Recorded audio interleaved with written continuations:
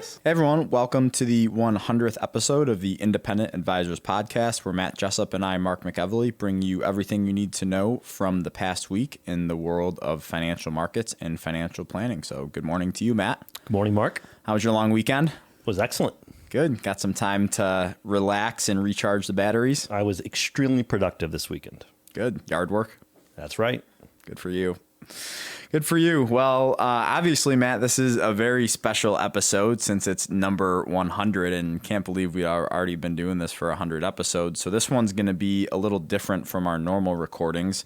And today, celebrating the milestone of 100 episodes. So apparently there are a few surprises in store for everyone, including us, that we've been kept in the dark about exactly what Jenna has planned for us today. So we'll continue to provide our normal content with some fun detours mixed in along the way. Sounds great. So, hey, before we continue, do the normal performance numbers and recap things, let's reminisce about the evolution of this show, Mark. Let's remind our regulars and any new listeners how this podcast came to be. So, actually, I'm going to switch it up and have you start. Okay.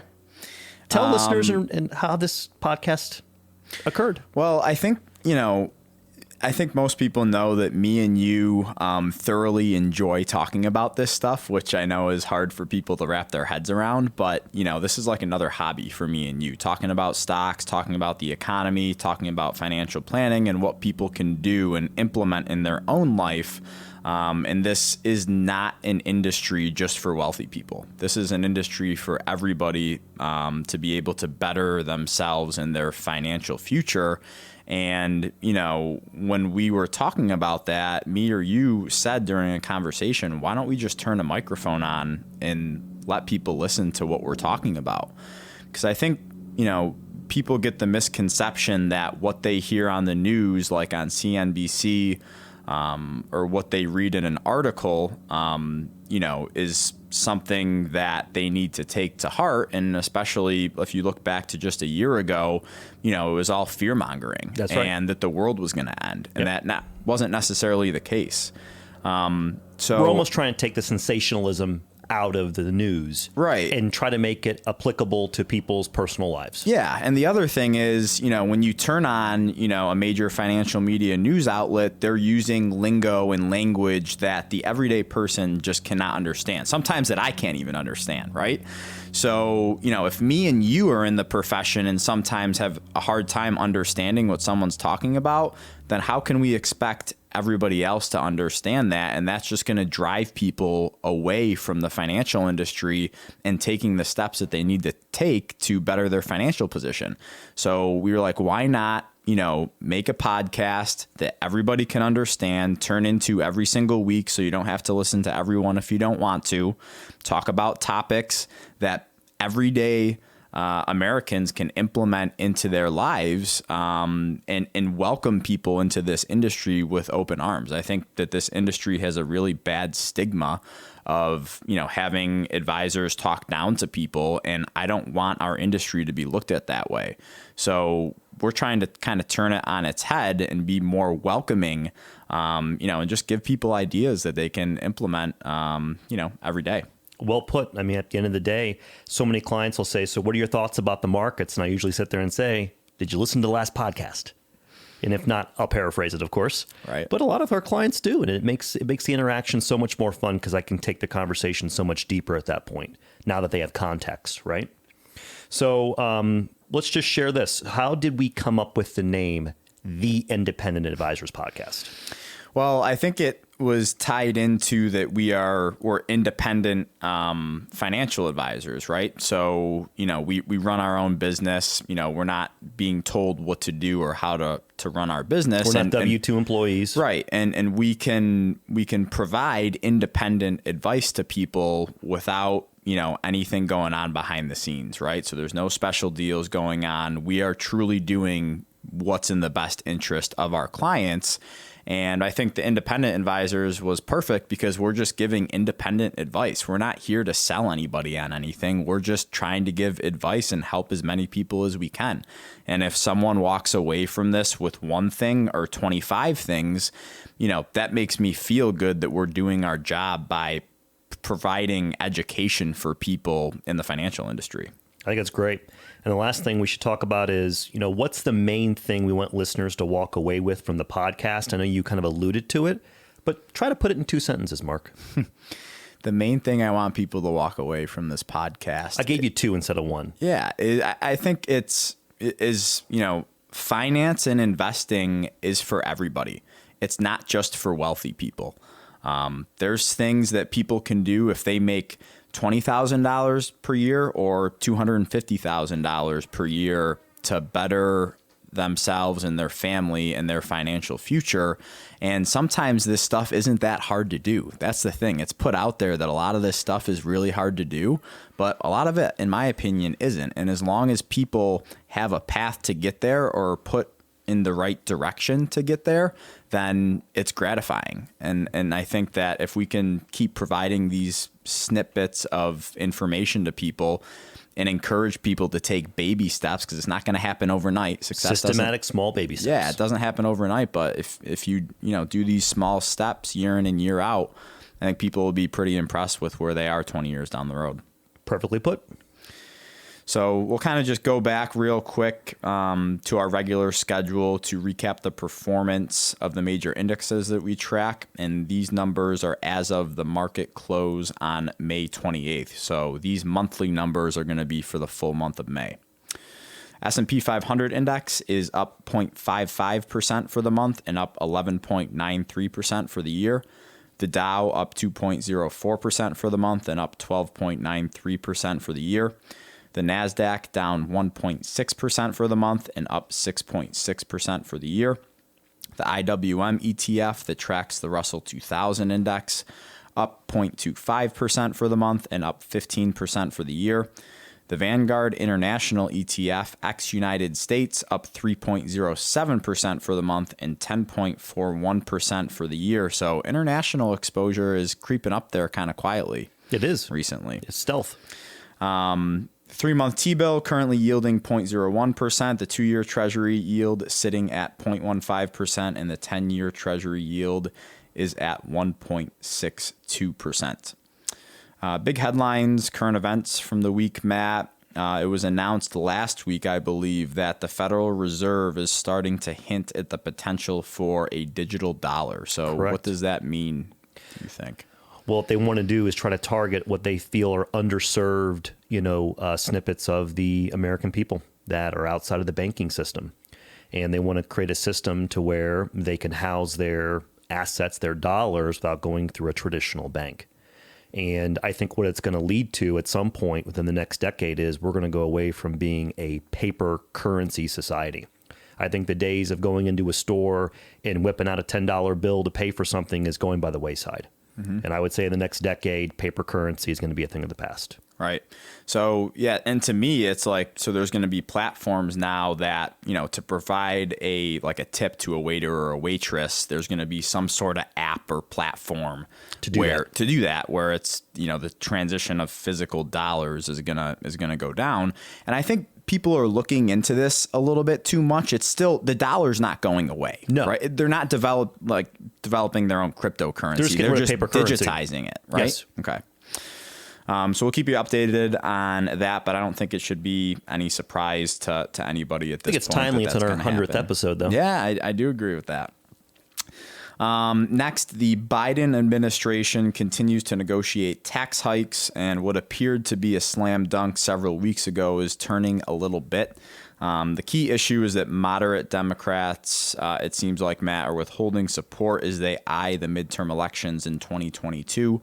And this came from a Bloomberg News alert. So I think people forget that, on the coast, which is typically Democratic states, they have some very wealthy people in those states, right? Absolutely. And they're not going to like if their taxes get hiked. And like we said, on both sides, Democrats, Republicans, they run and they have policies to get reelected, right? Absolutely. So it's not necessarily in the best interest of their constituents, but they want to get reelected. So my best guess, if something happens, it'll be watered down compared to campaign promises.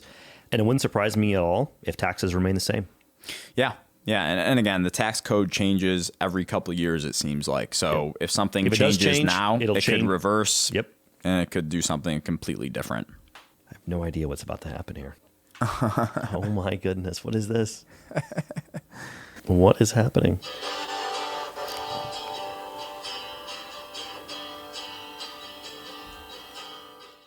Congratulations, Mark and Matt, on your 100th episode of the Independent Advisors. We've enjoyed listening to all the great advice. You guys do an awesome job. Hope to look forward to maybe some live video here coming up soon. Congrats to you guys. Keep up the good work. You're doing an awesome job. And we look forward to hundreds more episodes of advice from the Independent Advisors. Jerry.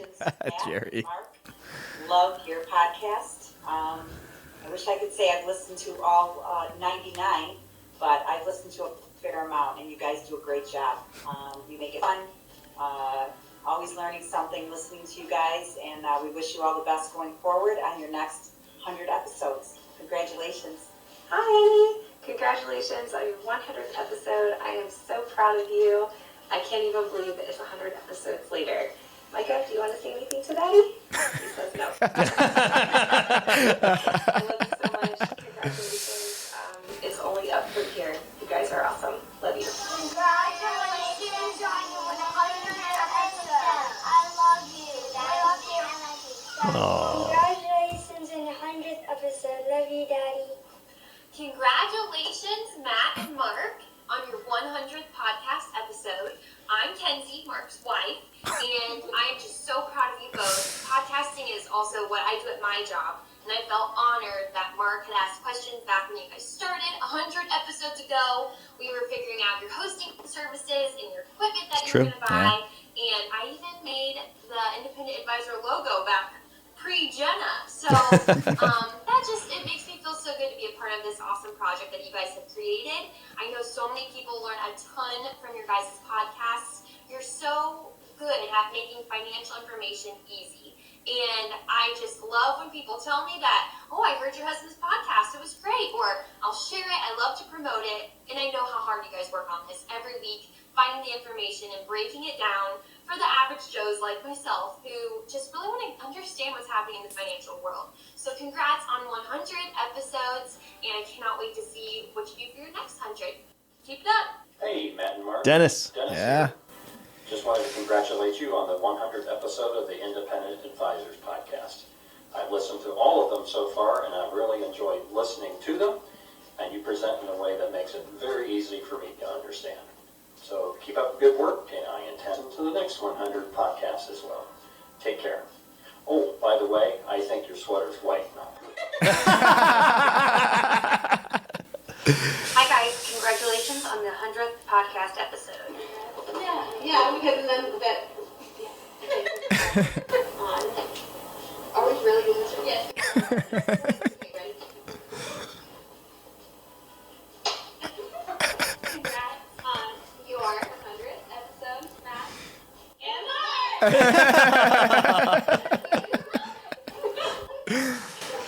That is awesome.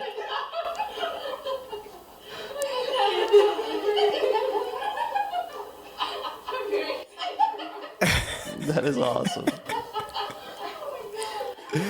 So that's where the balloons came from.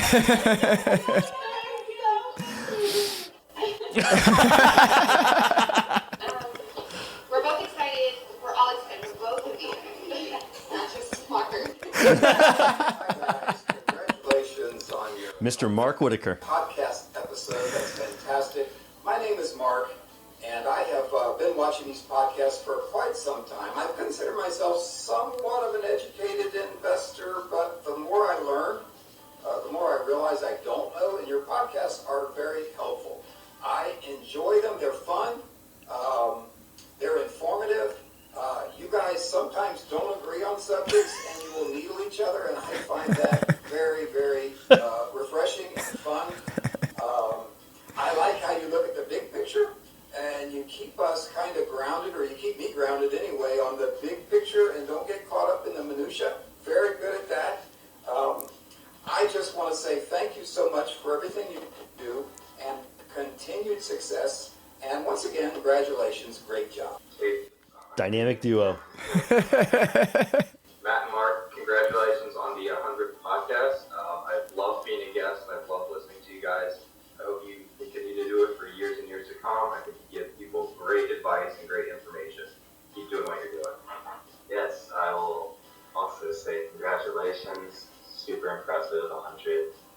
100. Can't wait to do this again at 200.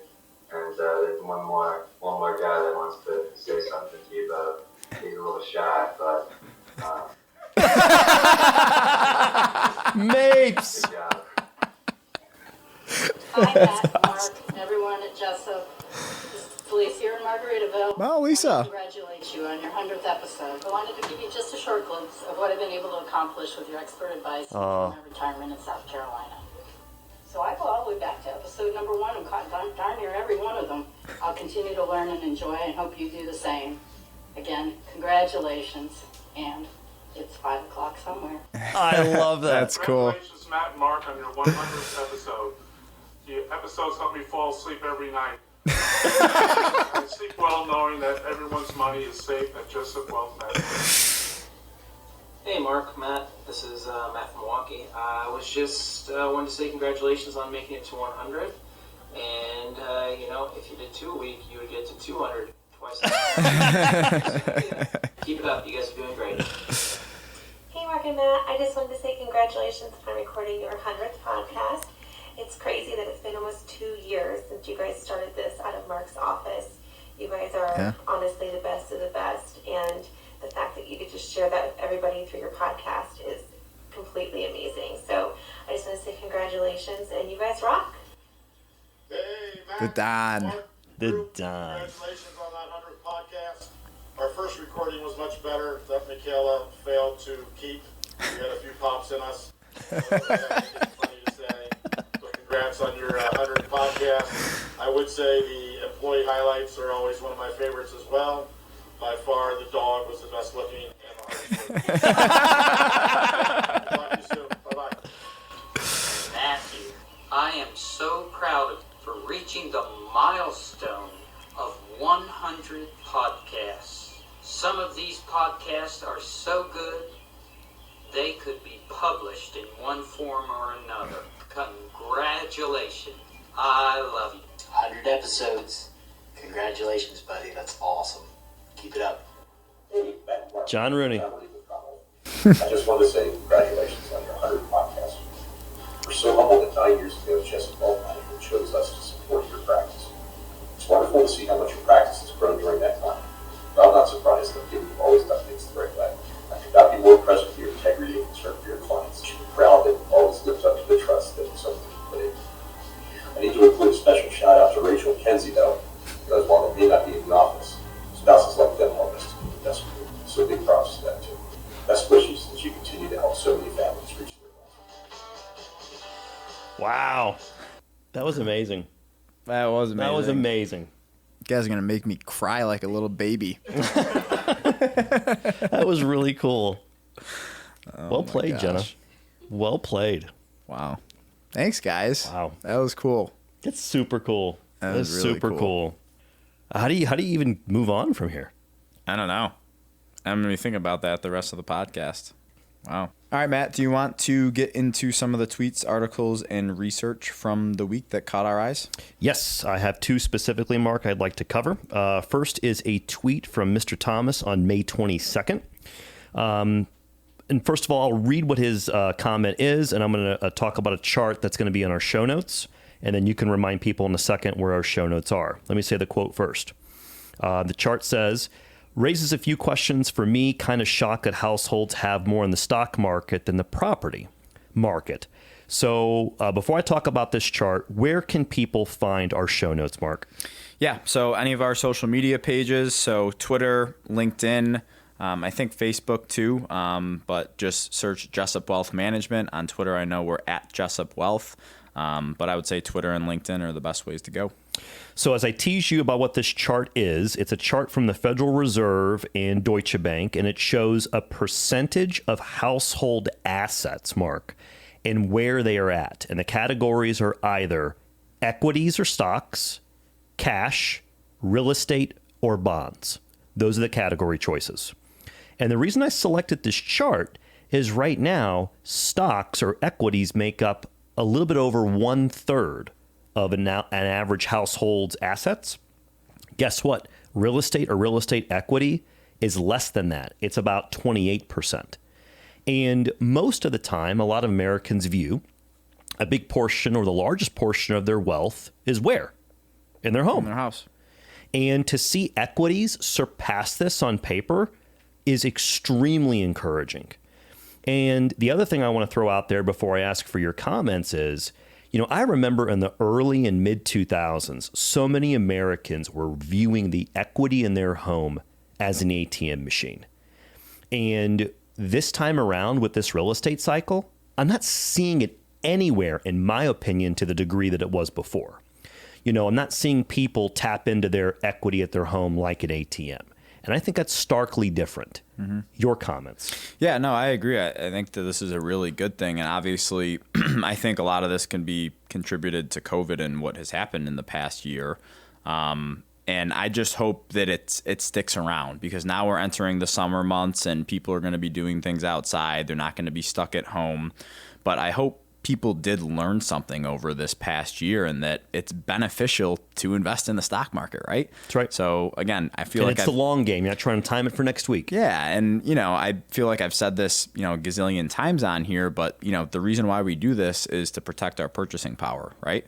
And, I think that we've proven over several articles that we've put up on this podcast before that stocks are the best way to do that. Over the long run, absolutely. Over the long run. So I just hope this is something that sticks around. It's not just a fad, and then we see this number drop from 35% down to 20%, because, I really do think this is one of the best ways to grow your wealth and to set yourself up for success down the road. Perfectly put. And again, listeners, you can check out this chart that I'm specifically addressing in our show notes on our various social media sites. So, Mark, I got one more. I got a great quote, and I am going to murder her last name. I'm going to do the best I can. I'm going to look at Sarah while I do this.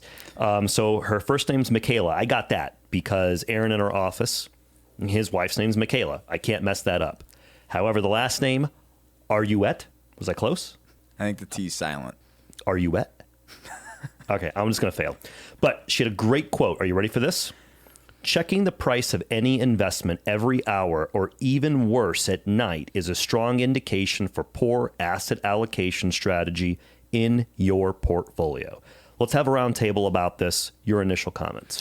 Well, I think that anything in life that keeps you up at night is something that's not healthy, right?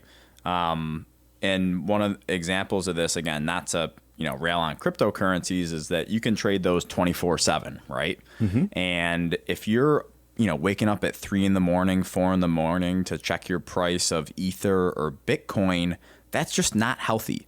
And if you can't sleep at night because you don't know what your investment is going to do the next morning when you wake up, you're taking way too much risk. Perfectly put. And it's just one of those reasons. Again, going back to what we talked about last week, I believe we talked about the reasoning of why we invest in stocks and why we invest in bonds. And, if you're staying up at all hours of the night worrying about this stuff, then you need to change something on your risk allocation strategy.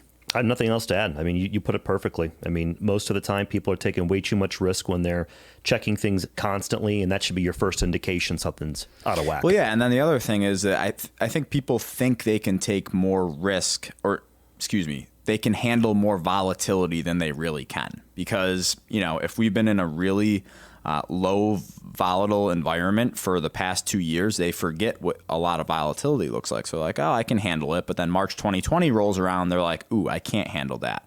So that was a good time to check your risk strategy and see if you needed to change anything, because we were just in it. But I think we're already, a little more than a year past that. People are tending to forget how that felt. And we're going to go through this, 10, 15 more times in me and your lifetime, I Absolutely. think. I mean, it was late summer, greed gripped the market. I mean, the people in the market tend to have a very short memory, especially when it comes to pain to the downside. When greed comes back in, it becomes the vogue area, and they forget what it's like to actually feel that volatility to the downside. And most people don't have strong hands. Yeah. Yeah, no, I agree with that. So, my piece of advice there, I mean, with everything in life, if something is keeping you up at night, you got to change something. Well put. Back to you, my friend. So the only thing that I had this week was an article from CNBC back on May 18th. when cryptocurrencies were in free fall, and this was titled "Coinbase Back Online Following Outage for Some Users Amid Bitcoin Sell-Off." Back online? Okay. So the crypto exchange Coinbase, which is, again, exchange, just a place where you can go and buy and sell cryptocurrencies, right, said that its site and app resumed service after a brief outage earlier in the day. Coinbase was down for some users Wednesday morning as digital coins plunged. Several social media users seemed frustrated at the app's and site's error while cryptocurrencies were plunging, looking to buy the dip. By the way, listeners, he's properly using the term plunging, by the way. Yes, it was. I would agree. And again, the point for me bringing this up is not to be an advocate or a critic of cryptocurrencies, but in my opinion, there's a huge problem if this keeps happening, right? This is not the first time that people have not been able to buy or sell cryptos when they want. These platforms and exchanges, I think, really need to figure this out. And I just think people need to understand that this is a very known risk going into trading cryptos, right? So we have known risks, right, like this. We have unknown risks like COVID. No one could have saw that coming, but you don't have an excuse if this happens to you and you're all up in arms over it, because this is well known. Well known. And I would say that the one you referenced, Coinbase, is, if not the largest, one of the largest. And if it's happening to them, it could happen to others. Right. And it's happened on other exchanges too. It happened on Robinhood. It happened on Robinhood last year. It happened on multiple emerging platforms, robo-advisors, quote unquote, last year. And all you have to do is just Google search it. And I think this also goes back to the point where, you really got to take time to educate where your money is custodianed, because some of these newer platforms just are not designed to withstand that sort of volume. Yeah, I agree. So I think people just have to, be aware going into this stuff. If you're going to trade cryptos, be prepared for not being able to buy and sell when you want to or the price you want to sell or buy at. Bingo. After the last one, I'm I know. We concerned. got a couple more too. What is in the box? If it's a puppy, I'm going to lose my mind. If it's a puppy. I thought it was a puppy. Oh, what is this? Which one open first? Which one first? No? Same one at the same time. Man, this is wrapped good. Yes! This Coasters. is awesome. That's awesome. I love these. That's so cool. Those look good. They look really good. That's awesome. My new favorite coasters. And you know what? We got to have these like we're in like prospect meetings, because a bunch of the time I just forget to even mention this. And True.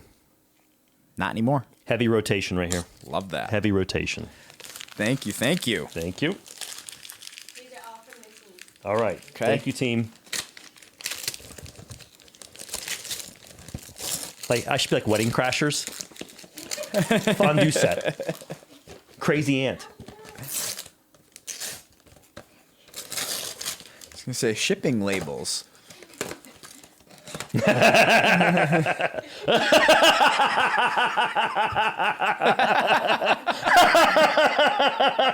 Oh my gosh. Those are awesome. Oh my gosh. The faces of the independent advisors. That's These could be a awesome. hot selling item on the website.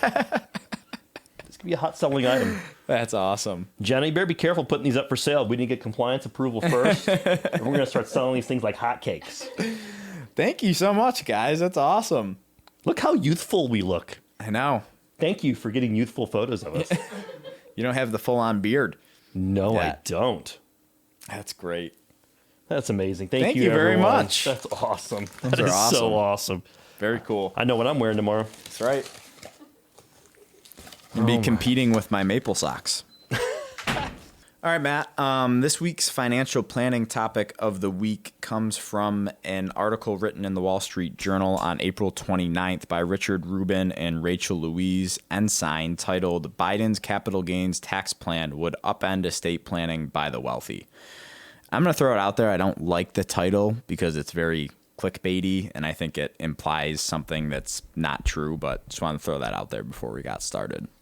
And I just I'm wanted going to to find a way to poke you a little bit more on this. Oh, I know you will. Okay. I just wanted to read a few snippets of this and just, clarify some things of what this proposed tax bill is and what it isn't. Okay. Okay. And before we jump into this, can you just briefly explain, what the estate tax exemption is? Because that's a large portion of this plan. Yes. So current tax law allows an individual to pass on a certain amount of money or assets worth that without the federal estate tax. Okay. Anything over the current threshold, I know you'll go over the specifics in a second, is taxed at a dramatic rate. We're talking like 45%. It's extremely high. And so it's a death tax. It's a wealth transition tax. There's multiple names for it. But right now, it's a little bit over 11 million. You'll give the specific amount that somebody can pass and avoid that federal estate tax amount. Anything above it, tax 100% at that rate I just mentioned. Okay. So that was a part of, what Biden ran on actually was, putting down or bringing down the limits on the estate tax because Trump doubled it essentially when he was in office. Yeah. Can I throw out like the big problem with this? Yeah. The biggest problem with this is people or families that own illiquid assets. And the prototypical thing you see in a lot of campaigning are farmers. Farmland right now is worth a lot. And you might have a family that doesn't have, say, an absorbent amount of income, but on paper, they're wealthy because their land is worth so much. Right. But 9 months after somebody passes, the government doesn't want farmland. They don't want physical gold. They don't want computers. They want cash. Mm-hmm. And what it does is it could force a family to liquidate assets at a drastic discount. It could be a bad time for it. In addition, family businesses. Yeah. The government doesn't want a piece of your family business. They want C notes. Right. Okay. And so with that being said, that is one of the major issues is the illiquidity aspect of this tax bill being due 9 months after passing. Yeah. C notes now, digital notes. I have to use the term C. I like that term for a $100 bill. So actually what's interesting about this, Matt, is that, rather than reducing the estate tax exemption from its current $11.7 million to $5.85 million per person, the administration is proposing to eliminate the automatic step-up and basis rules and instead treat death as a taxable event that would trigger any unrealized capital gains, which notably may then be taxed at the newly proposed top capital gains rate of almost 40% for any capital gains above the $1 million income level, with an exemption of $1 million in gains per person to shelter capital gains for most. So does it really have a difference then? Not really. And the big thing that I want to get across to listeners is this is not going to affect the majority of Americans. This is literally going to affect the top 1%. Correct. So, people are all up in arms about, the Biden administration raising taxes, but the way they're planning on doing it right now, it truly is only going to affect the 1%. And again, this could change, but right now it really isn't going to affect most people. I mean, the thing I'll throw out there is, the ultra wealthy in the U.S. are very smart. They tend to employ people that figure out strategies around this. Mm-hmm. And I think this could lead to more and more money, legally, most likely, going offshore. Yeah, I agree with that. And then I think it'll be helpful to explain stepped up cost basis right now for people. So, when you pass away and the money is transferred to, let's say, a kid, right? Mm-hmm. The next generation. That cost basis is stepped up as of the date of death of your passing. So it would be as if your child bought whatever investments were in that account the day that you died. So they would have virtually zero tax consequences. So fictitious example, ABC stock, you paid $10 a share 20 years ago. Upon date of passing, it's worth $100 a share, goes to your child, passing it on to the next generation. Date of death, $100 a share, in the government's eyes, your child paid $100 a share for that stock. Correct. So they could liquidate the investments without any tax consequences. Correct. Right? So the administration is proposing getting rid of the stepped up cost basis for people that make over $1 million worth of income. So again, it's going to affect a very small percentage of the population. So the majority of Americans, again, if the bill stayed the way it is right now, wouldn't affect most people. What's interesting is a majority of those people are probably the highest campaign donors of both parties, which is going to make it real interesting. Yeah, it will. It will be. But for the ultra high net worth, unrealized long-term capital gains, can amount to $1 or several million, which would not be sheltered by the newly proposed exemption. And it would result in additional tax events at death, which in turn may substantially impact estate planning for the most affluent Americans. So some of the things that I think these people need to be aware of, donating appreciated securities could come into play even larger than they are right now. And then saving in retirement accounts will become even more appealing because those accounts are taxed at ordinary income when you take the money out. Well, right? If you wanted to figure out a way for net worth equality, this is definitely a way to get that pendulum swinging the other way. Right. And then other important areas, gifting assets during life to shift capital gains exposure to heirs. And again, it remains to be seen if this gets passed as it's currently written right now. But if it is, then I think that Biden is sticking to his campaign promise that on a certain level of income, he's not changing the tax code. But we all know things can get thrown in, things can get taken out. So this is just a heads up on what potentially could be coming down the pipeline. Good summary. What is happening? This is going to be great. Oh, no. It has the word bloopers. Ready. Jenna's still keeping the 100 very tight-lipped. Yeah, close to the belt. I'm okay with that. I'm pumped. Let's do this. Cool. Yeah. Excellent idea. Oh, jeez. Hey, buddy. Fire. Gotta throw you right in the fire, you know what I mean? No. Do not disturb. All right. Roll it much. Lou, get down. Oh, no. Do it. That's fire. Crap. Oh, hide the sweets. Hide the sweets from Reese's peanut butter cups. The whole bag. Have you ever had Jackie's ice cream? It's so fucking good. You're dead serious. I'll give you $2.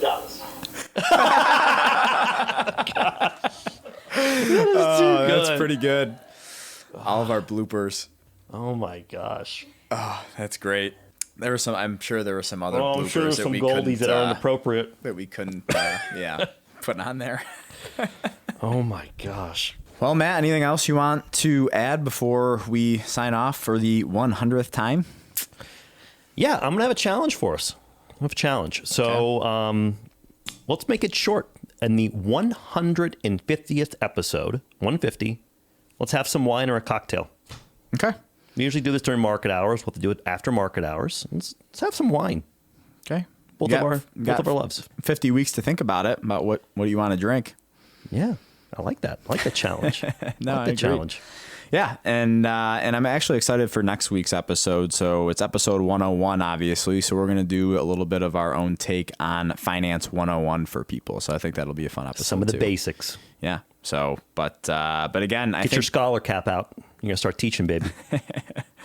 So I just want to thank everyone who's tuned in and listened, because obviously it wouldn't happen without everybody. And then obviously special thanks to our team at Jessup Wealth Management. So you guys are the best. So thanks for everything that you do, and Jenna, especially with the podcast. And it wouldn't be what it is today without Jenna stepping in and taking over a bunch of the stuff with the podcast. It's been great. Thank you, Jenna. Very grateful for Team's that. been amazing.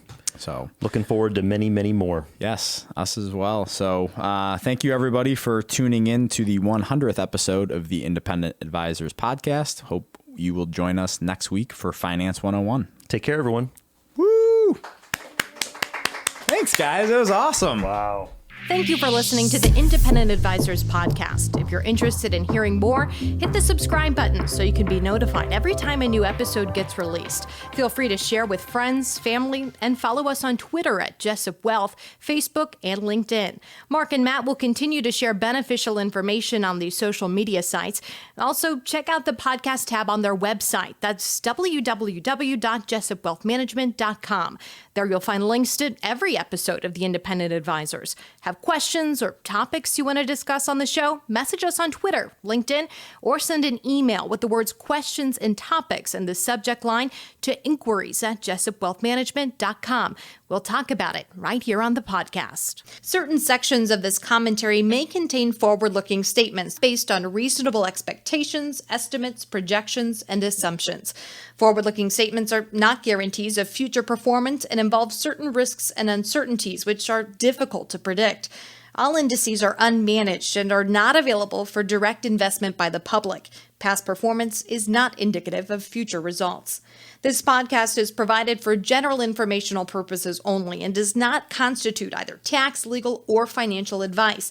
Although we do go to great lengths to make sure our information is accurate and useful, we recommend you consult a tax preparer, professional tax advisor, financial advisor, or lawyer regarding your specific circumstances.